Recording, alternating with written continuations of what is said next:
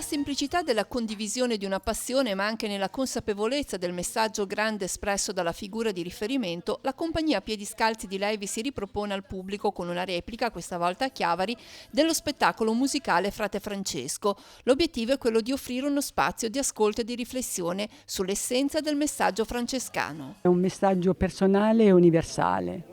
Personale perché è rivolto ad ogni persona, perché Francesco è stato un uomo che ha vissuto pienamente la sua umanità, ma ha trovato compimento quando ha incontrato Gesù. La sua umanità si compie nell'incontro con Cristo. La compagnia amatoriale ha condiviso un percorso fatto di tante tappe successive, dove la magia del teatro ha dato vita ad un gruppo, ad un lavoro di squadra in cui ciascuno ha portato il proprio contributo. È stato un cammino in crescita dove io ho visto ciascuno dei componenti del gruppo impegnarsi a fondo, impegnarsi con tutte le potenzialità di ciascuno e dare il meglio di sé. La rappresentazione sarà messa in scena negli spazi dell'Istituto Maria Luigia di Chiavari grazie alla disponibilità e alla collaborazione dell'Associazione Simone Tanturli. Lo spettacolo, il cui ricavato sarà devoluto a Telepace, si propone come uno strumento di integrazione. Lo spettacolo è tradotto in lingua dei segni,